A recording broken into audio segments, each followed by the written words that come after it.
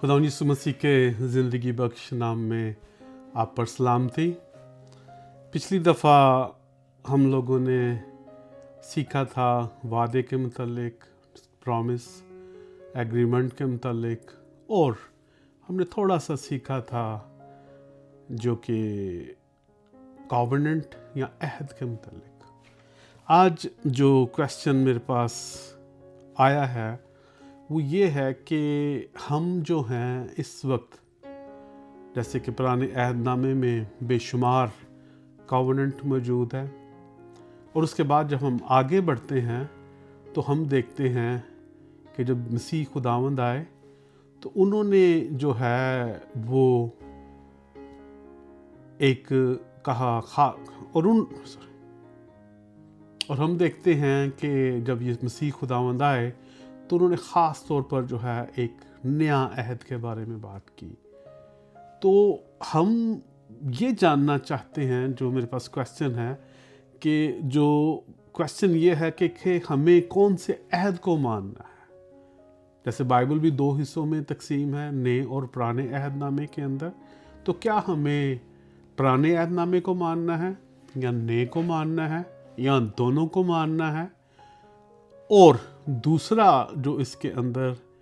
जो क्वेश्चन जो है वो ये है कि पुराने अहदनामे के अंदर तो बेशुमार जो हैं वो अहद मौजूद हैं, और नए अहदनामे के अंदर हमें सिर्फ एक अहद मेनली नज़र आता है। तो हम इसके बारे में आज थोड़ा सा जानेंगे। ख़ास तौर पर मैं थोड़ी तफसील से बताऊंगा कि जो अहद जो है वो क्या है। तो सबसे पहले हम जो देखते हैं कि जो अब्रानी ज़बान के अंदर जो अहद है इसको बराशीत कहते हैं। और पिछली दफ़ा जैसे मैंने बताया था कि जो पार्टीज़ ख़ास तौर पर जो है जिसके अंदर एक ना सिर्फ जो है मज़हबी इसके अंदर पहलू होता था, बल्कि मज़हबी पहलू के अलावा ज़िंदगी के तमाम दूसरे हिस्सों को डील करने का भी पहलू मौजूद होता था जो अहदों के अंदर। और हमने उसके अंदर देखा था कि उसके मेनली जो है वो 6 हिस्से होते हैं।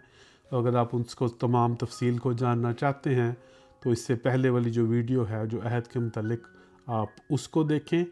आज जो है हम ख़ास तौर पर जो बात करेंगे कि जो अहद जो है इसके लिए एक ख़ास लफ्ज़ इस्तेमाल जो हुआ है जिसको काटना कहते हैं। जैसे कि ये बिल्कुल ऐसे ही है, कहते हैं ना, जैसे अगर आप बिज़नेस करते हैं या आपको जो है, आप पुरानी जनरेशन के आजकल तो चेक नहीं चलता, लेकिन पुराने ज़माने में जो बैंक का चेक होता था तो कहते थे कि चेक काट दो। तो ये तकरीबन जो है ये उसी तरीके से जो है इसके मीनिंग भी है कि वो एक मुआहदा है कि वो जो कि पैसों के लिहाज से है। यहाँ पर जो अहद है वो भी बिल्कुल इसी सेंस के अंदर जो है इसको देखा जाता है। और इसकी थोड़ा सा जो बैकग्राउंड है वो मैं आपको बताता हूँ, और उसके बाद हम इसका रेफरेंस भी देखेंगे। और एक ये छोटी सी जो क्लिप मौजूद है आप उसको भी देखेंगे। जो बहुत ज़्यादा फ़ाइन तो हम इसको नहीं बना सके, लेकिन ये है कि इसके अंदर से आपको थोड़ा सा अंदाज़ा हो जाएगा। तो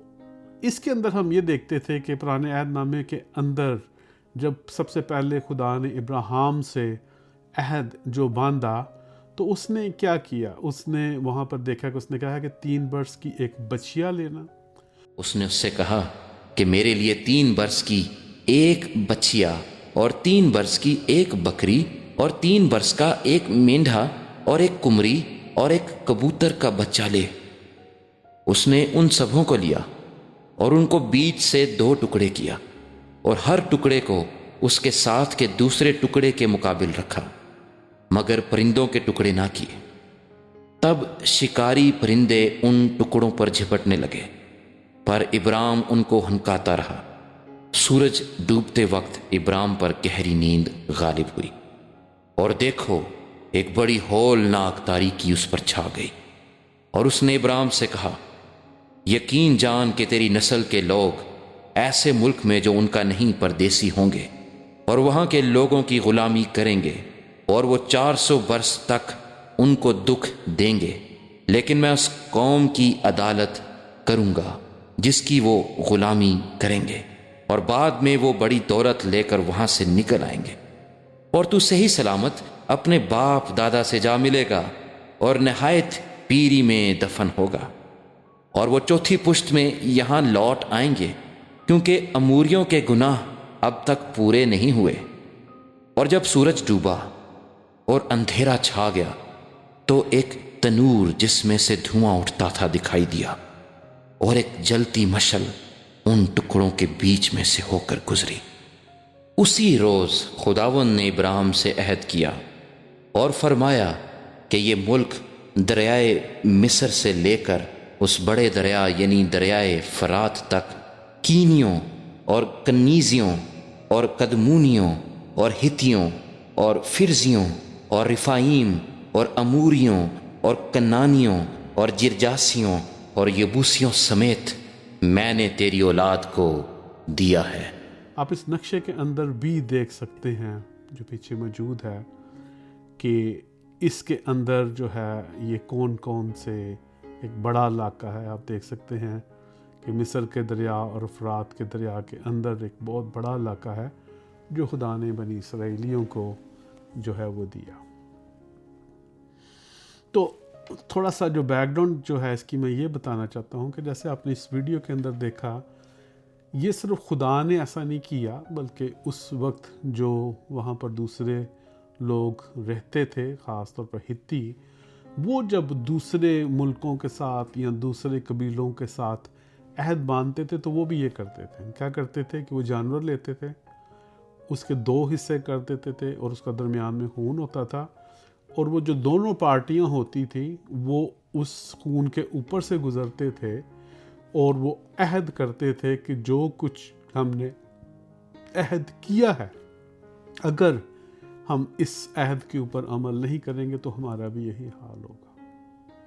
جیسے ان جانوروں کا ہوا ہے۔ اب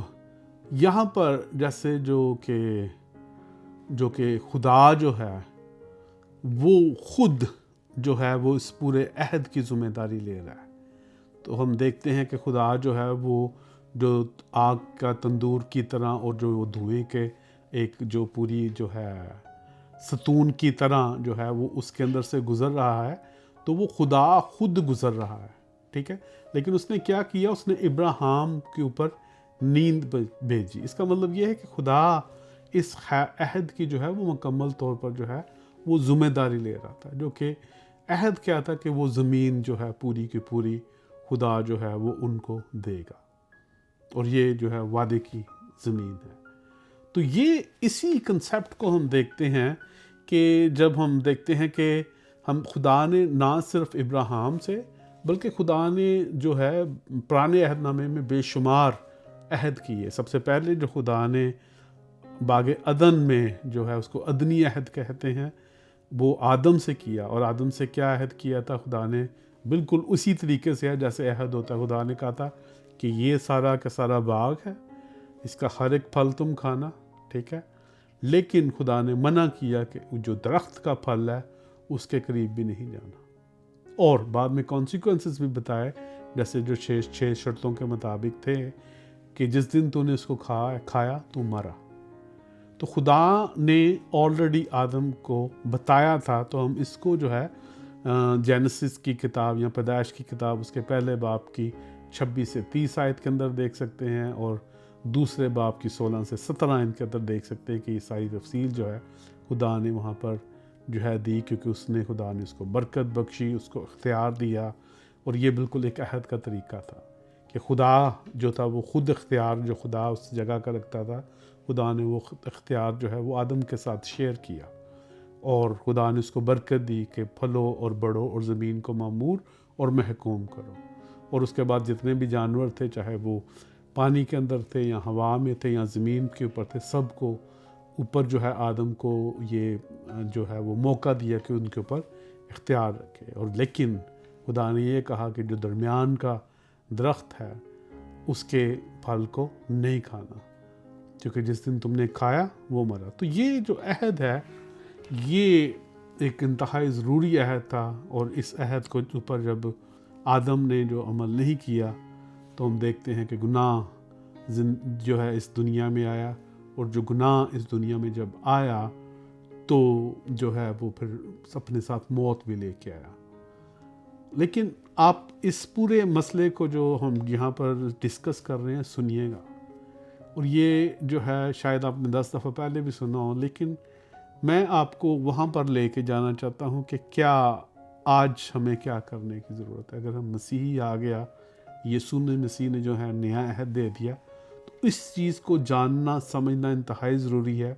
جو کہ ہم پرانے عہد نامے کے اندر جو چھوٹے عہد ہے جس کی تھوڑی سی تفصیل جان کر جو ہے ہم اس جگہ پر پہنچ سکتے ہیں.